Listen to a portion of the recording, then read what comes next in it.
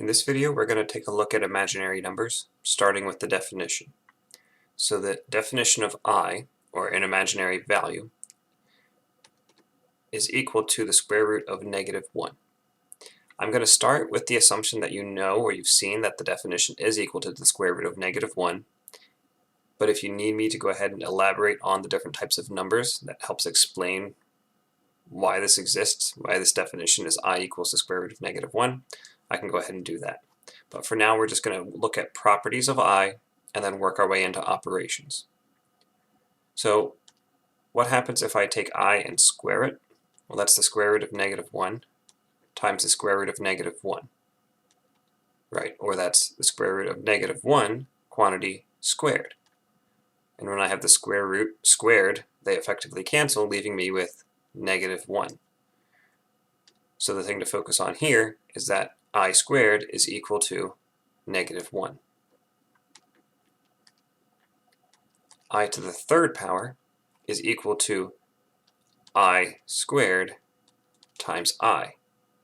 And since we've already defined both of those, I can go ahead and rewrite this as -1 times I, or -I. I to the fourth power is equal to I squared times I squared.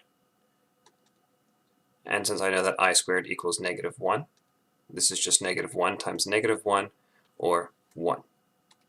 So we can actually take a look at each of our definitions here, each of our calculations, and we have a very nice little pattern here.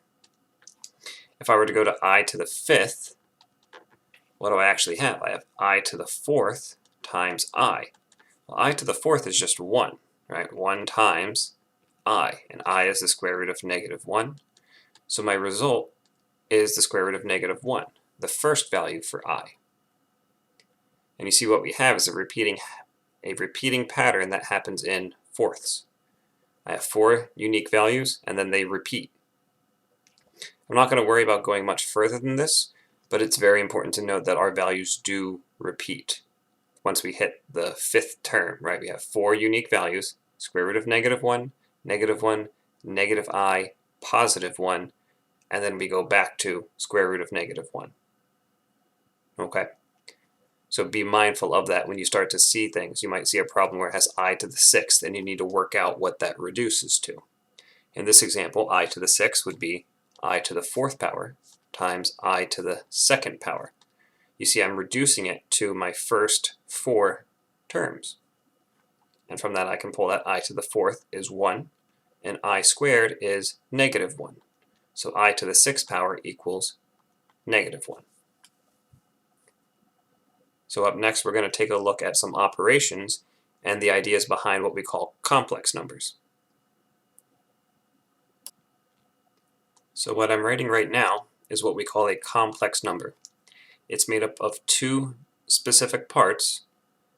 The first part, the leading part, when we write it in standard form, is what we call the real portion. This is what you want to think of as all the real numbers we've dealt with. Whether they're integers or rational numbers or irrational numbers, these are still considered the real numbers. The values over here, under B, the ones that are attached to the I, these values are your imaginary numbers. Now these could be integers, rational, irrational as well, but they have to be multiplying times I here, right? Similar to how an x works with values, or a variable works, our I value is attached to the B portion, and we call the B value itself the imaginary number. So for example, if I see something of the form 3 plus 2I, I can identify that the real portion is 3, and the imaginary portion is 2. Here's another example. -pi minus 7/5 times I. So here the real portion is -pi, and the imaginary portion is -7/5. Notice how when I state my imaginary portion, I leave out the I.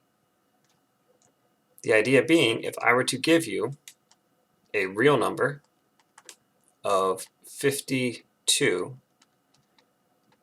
and an imaginary number of negative 3 pi and ask you to write the complex number, what's the complex number? Well, what would you write? Take just a quick second. Think about what that number should be based on the examples given here.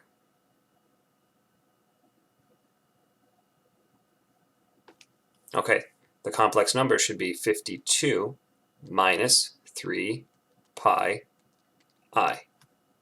I can plug in the real portion in front, the b portion, and then have the b portion multiplying times I. That's all I need to do when I'm trying to understand what a complex number is. Now, the next question becomes, how do we operate? How do we add, subtract, multiply, and divide our complex numbers? Well, that's what we're going to look at next. So first up, we're going to look at addition.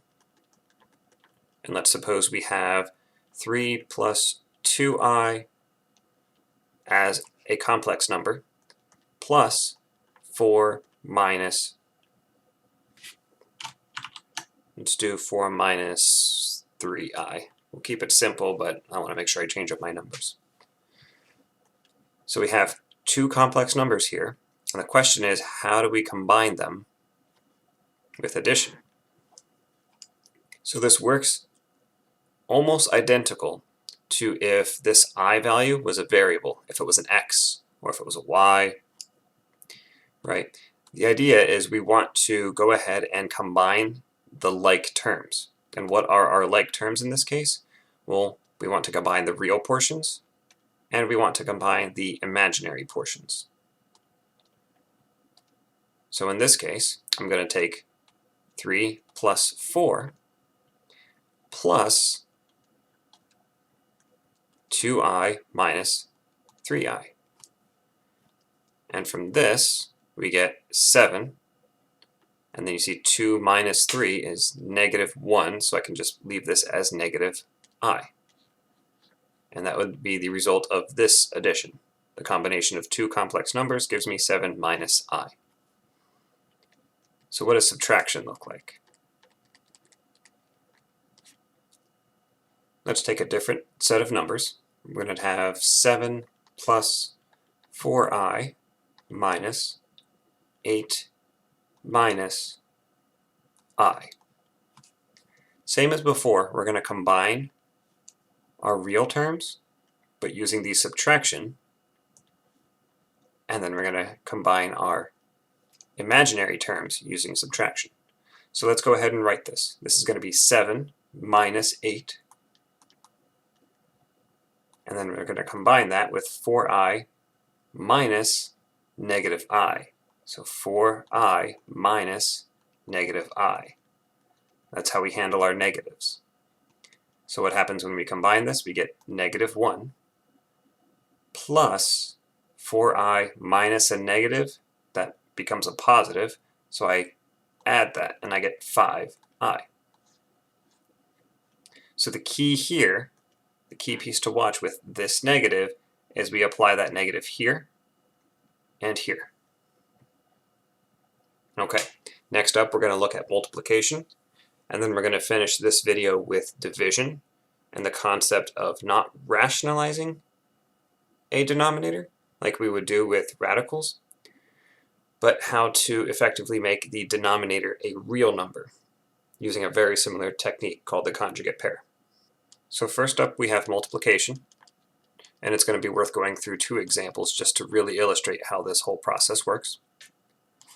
So let's say we have 3 minus 2i times 7 minus 4i.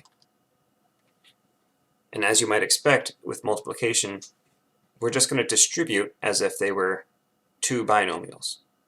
So we're going to FOIL effectively. I'm going to pair them off. Let's go ahead and color code this to make sure we're good to go. We're going to take our red, we're going to take 3 times 7, and then we're going to combine that with the next one, 3 times negative 4i. Then we're going to combine that with the next one, which is negative 2i times 7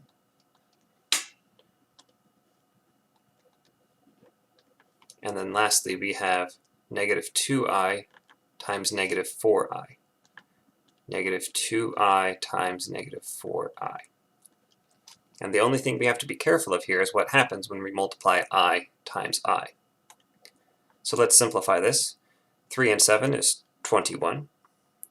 3 times negative 4i, multiply your coefficients or your leading terms.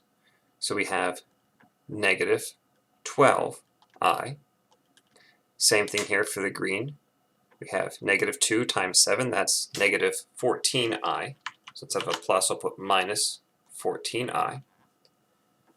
And then on the end here, we have negative 2 times negative 4, which is going to be positive 8. So I'll put plus 8. Now we have I times I, which is I squared. It's important to note, remember the last examples, it's important to note, I squared is equal to what? If you remember our definitions from the beginning, I squared equals negative 1. So I'm going to go ahead and substitute in negative 1 for I squared. 21 minus 12i minus 14i plus 8 times negative 1. So let's combine this. And we get 21 minus 12i minus 14i minus 8. Now I'm going to combine my like terms, and I get that this is equal to 21 minus 8, so 13 minus 12i minus 14i, 26i, where 13 is the real portion, 26, negative 26 is the imaginary portion. We're going to work on one more example of multiplication before we take a look at division. So let's say we have the example 7 plus 3i times 2 minus 5i. We'll work through this one relatively quickly, but just to run through the motions again so we understand how this works. 7 times 2 is 14. 7 times negative 5i is negative 35i. 3i times 2 is positive 6i. And 3i times negative 5i is negative 15i squared. Remember, I squared equals negative 1, so we're going to replace that with negative 1. 14, let's combine our middle terms, minus 29i minus 15 times negative 1. So this is going to be positive 15. 14 minus 29i plus 15. Combine our last two like terms, that's 29 minus 29i. In this case, the real portion is 29. The imaginary portion is negative 29.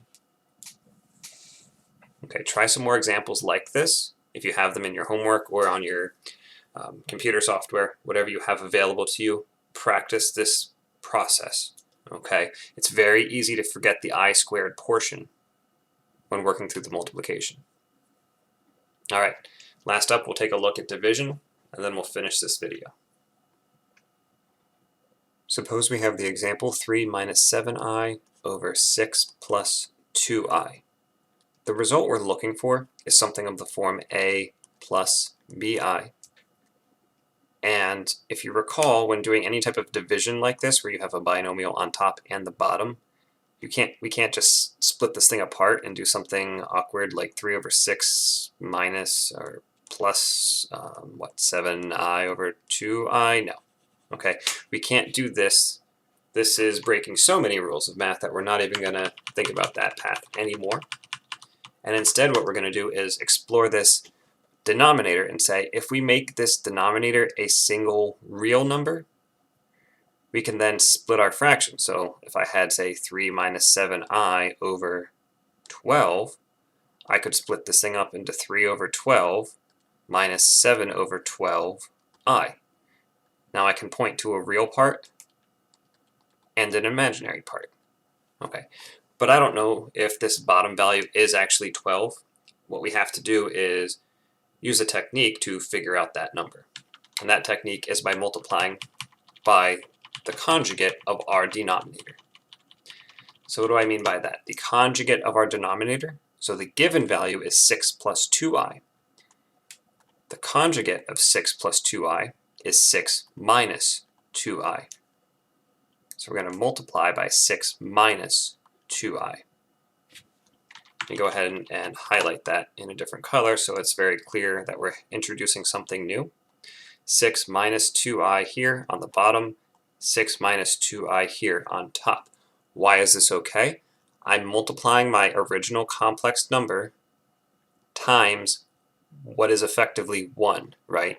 If you were to reduce this whole thing equals 1. So I'm not changing the value of my number, whatever this division number equals,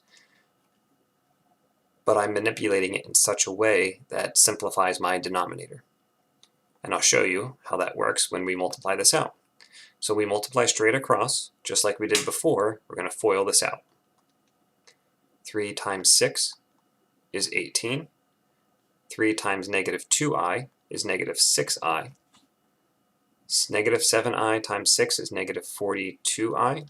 And then negative 7i times negative 2i is positive 14i squared. On the bottom we have 36 minus 12i plus 12i minus 4i squared. And you'll notice what happens here. If you did your conjugate correctly, you should always have two middle terms of opposite sign where they cancel. So let's go ahead and simplify this. We have 18 minus 48i, and remember 14i squared. I squared is equal to negative 1, so that changes my sign and becomes minus 14. For the denominator, we have 36. The middle terms cancel, and then I have minus 4i squared. I squared is equal to negative 1. Negative 1 times negative 4 is positive 4. I'm going to rewrite this one more time to simplify. 18 minus 14 is 4. Minus 48 over 40. I'm going to go ahead and take this all the way up here to the top just to get a little bit more room, and you'll see how this thing simplifies one final time. Now I can split this apart into 4 over 40 minus 48 over 40i, and now I have two fractions that can reduce a bit further. 1 over 10, and then they can both reduce by 4, so that's going to be 12 over 10i, and then that reduces one more time to 6 over 5i. You can identify that the real portion equals 1 over 10, and the imaginary portion is equal to negative 6 over 5. Now that I've shown you and kind of explained the mindset or the process behind division with complex numbers, I'm going to show you one more example where we just do the mechanical portion, and you're supposed to have the end result of the real and imaginary numbers. Suppose we have 8 minus 11i divided by 6 plus 6i. Okay, the first thing we want to do is multiply by the conjugate of our denominator, and that is 6 minus 6i. Remember, it's just the opposite sign.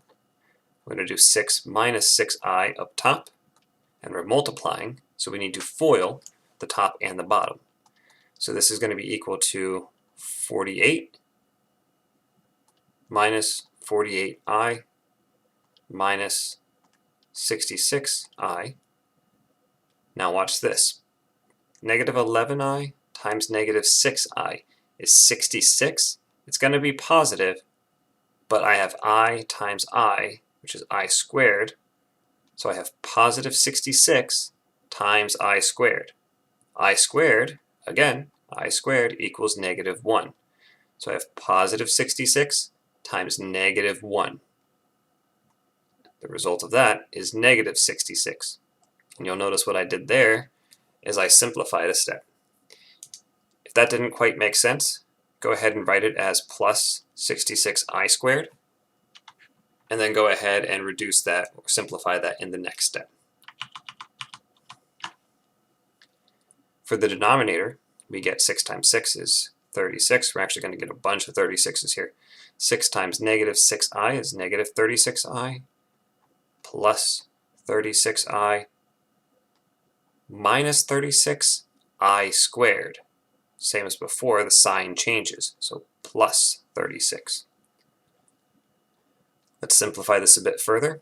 48 minus 66, so 66 minus 48, that's 18. So negative 18 minus 114i over 36 plus 36, these cancel out, so over 72. We're going to take this number and split it into negative 18 over 72 minus 114 over 72i. This first fraction, the real portion, can be reduced by 9 and 2. So 18 goes into 72 4 times? Yeah, 4 times. So that's negative 1 over 4. And then I don't quite know this one off the top of my head. So what is that? 114 divided by 2 is 57 over 36i. And to the best of my knowledge, that doesn't reduce any further. It's not even. Oh no, 57 is divisible by 3. What am I doing? Negative 1/4 minus, that's 19 over 12i. 19 over 12i. So from this, the real portion is negative 1/4. The imaginary portion is negative 19 over 12. Negative 19 over 12. So remember, your end goal should be able to identify what is the real number and what is the imaginary number of any complex number for any complex operation you are asked to solve. Let me know if you have any other questions, or if there's another specific topic or type of problem that you're running into with regards to imaginary numbers, and I'd be glad to help out.